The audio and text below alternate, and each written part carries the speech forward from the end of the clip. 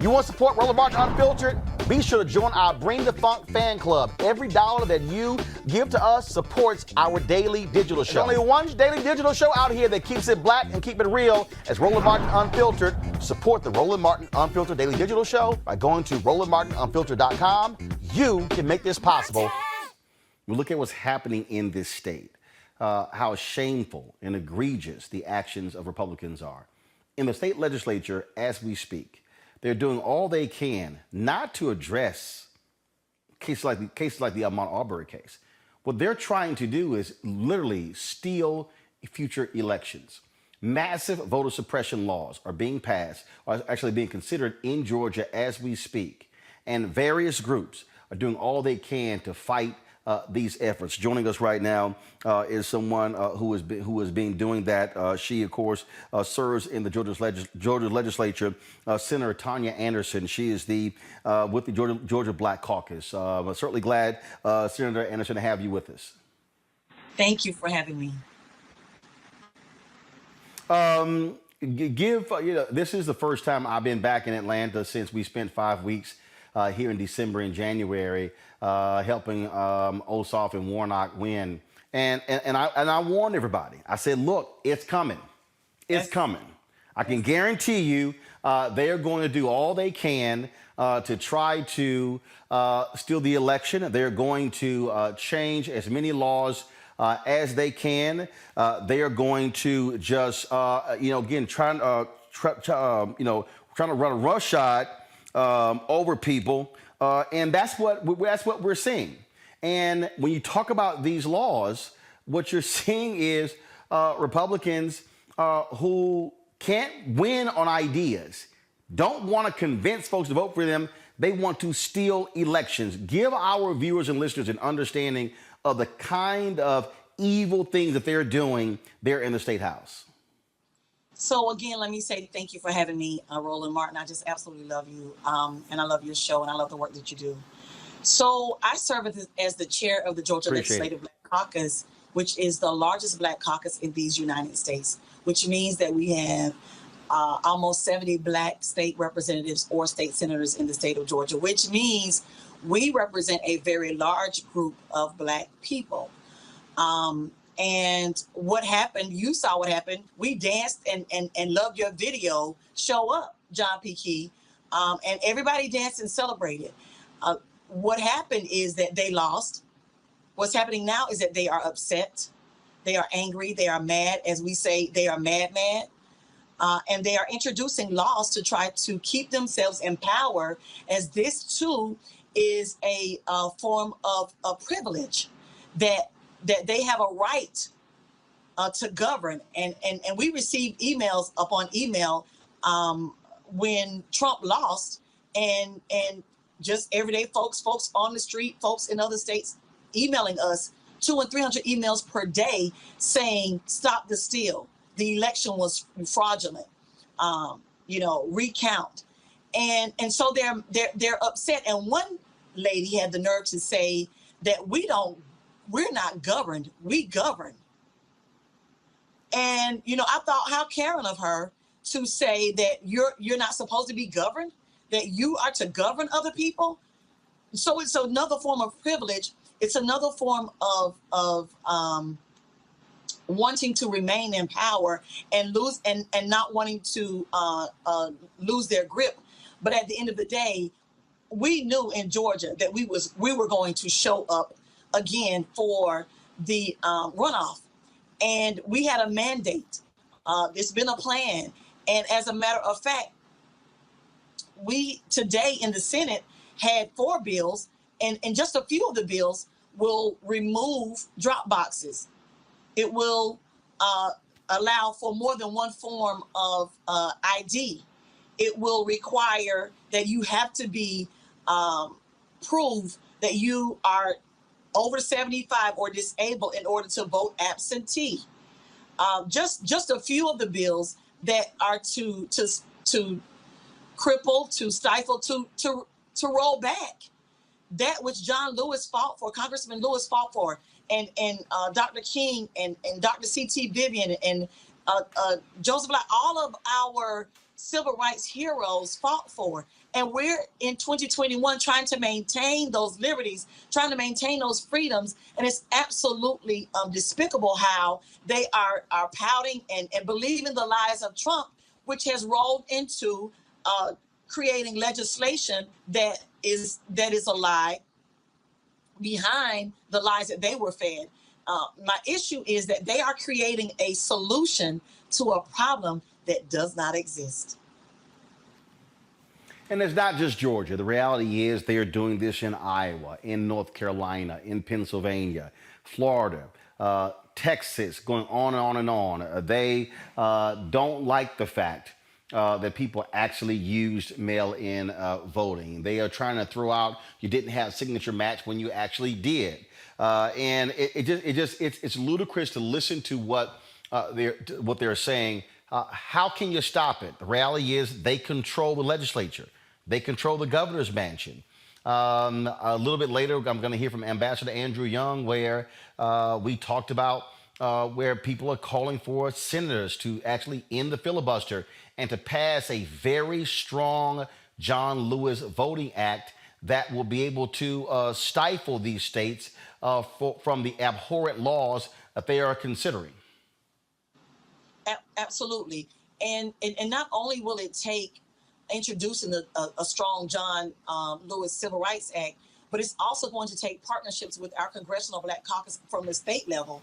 We in Georgia, I'm almost sure we have the largest Black Caucus and we have the largest Congressional Black Caucus delegation, Georgia delegation in the Congressional Black Caucus. We also have to partner with our new president and his administration to, because what happened with our elections in Georgia, everyone says, oh, we got to do what Georgia did. We got to do what Georgia did. But what may not be obvious is that we got to this point. Now, they stole the election from Stacey Abrams, but we got to this point because of lawsuits.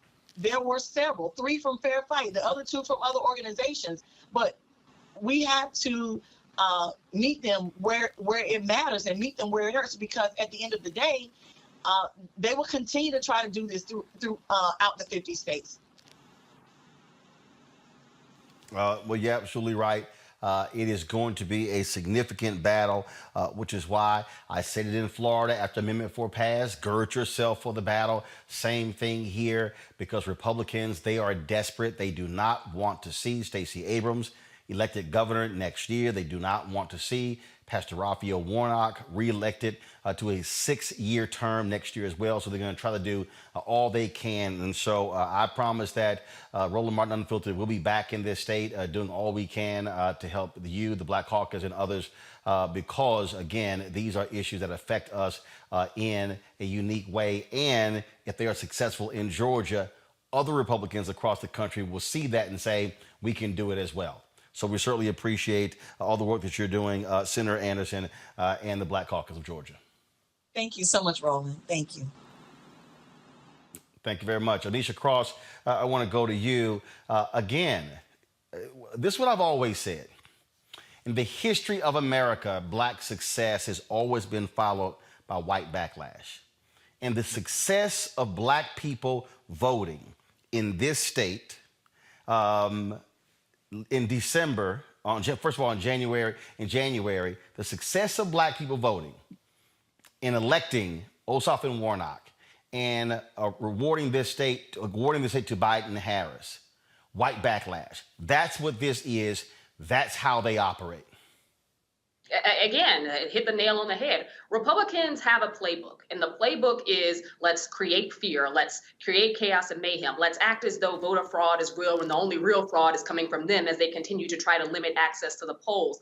The frustration I have here is that the writing was on the wall. Stacey Abrams, Fair Fight, several organizations on the ground, including the ACLU and others, have been doing the work to ensure enfranchisement of African Americans, doing the work to ensure Blacks in the cities as well as in the rural areas came out to vote in droves, making sure that the suburbs were seen in large number. And this is groundwork that had been laid for over a decade. At some point, there had to be some level of inkling that things just, the winds of change might come about in the great state of Georgia.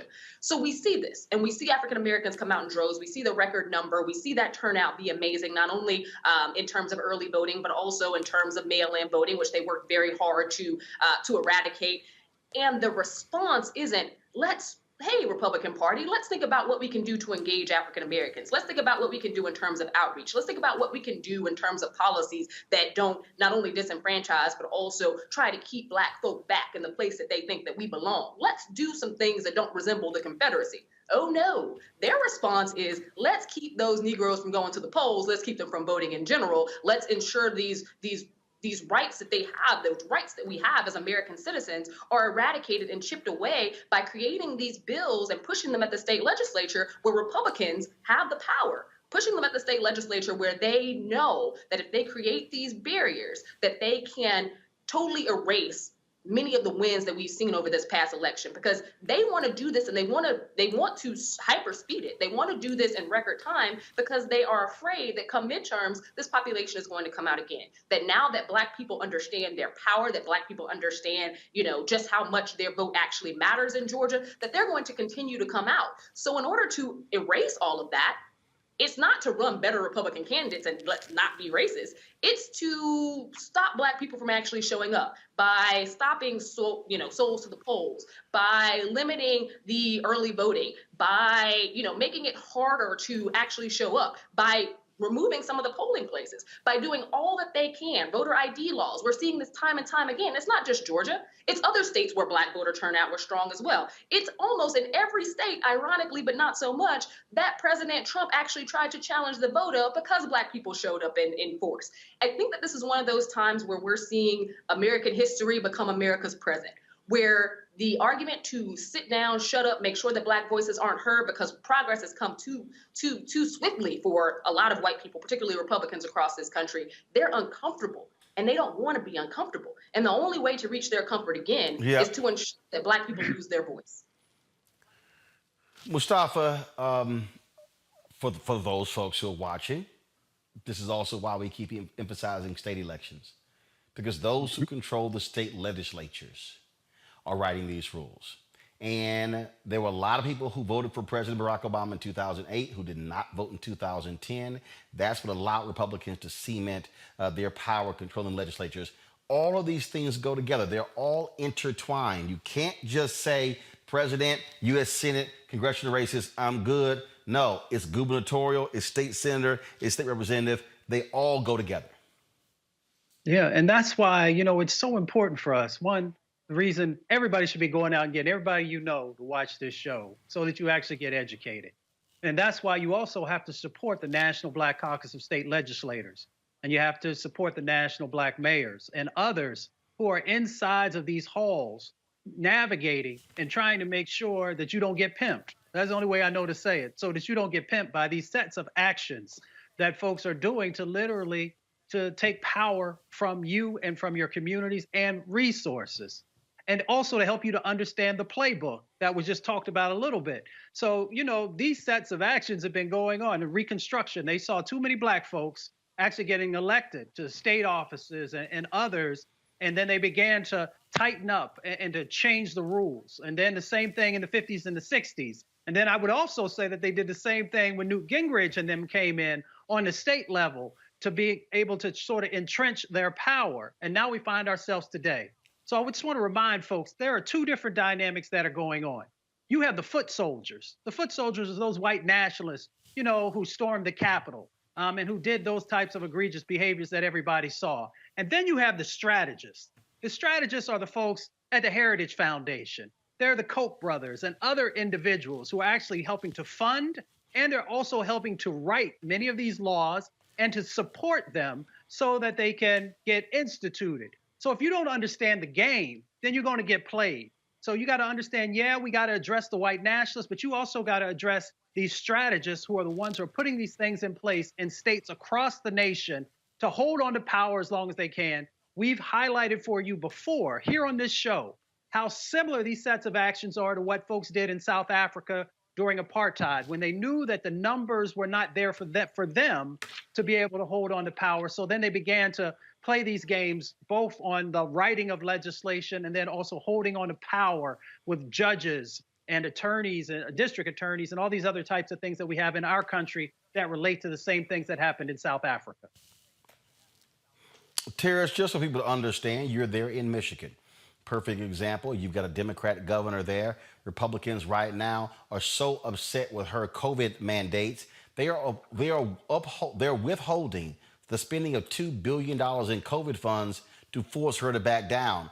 That's what Republicans do when they have an agenda. They wield power, and they are ruthless, and they're gangster when it comes to that power. Yeah, Roland, I want to make it clear that I'm actually from Michigan, but I actually since have relocated here to the D.C. area. But I'm very much aware of what's happening in the state of Michigan. And one of the things about politics and why people are so sick of it is because it's called the game of politics. Unfortunately, because I've been in this thing for quite some time, and I mean, what you'll find too is that many of these individuals are obviously in bed with each other. You know what I mean? They put on a certain look to the public just to put on a certain look. So that way it portrays that, you know, they're still down for this side or that side. But when they get off camera, you got to understand that, or what people got to understand is that some of these people are in cahoots. They're at each other's weddings. They're going to dinner. They're doing all these things, man. And so in the state of Michigan, man, I've had, like, for example, I know some of you guys mentioned racism, for example. Racism doesn't have a side. It's the evil of a person's heart for the most part, because I have actually experienced some things in Calhoun County, Michigan myself, and actually had to call some things to task. And it was not necessarily from Republicans. It was actually from Democrats. As a matter of fact, in Calhoun County in 2012, there were buttons of Obama portrayed as a monkey. And so many of us had to come out at the NACP, because I am also a former NACP president, local branch president as well. And so we had to call those people to task. But unfortunately, stuff like that happened in the state of Michigan, and in particular Calhoun County.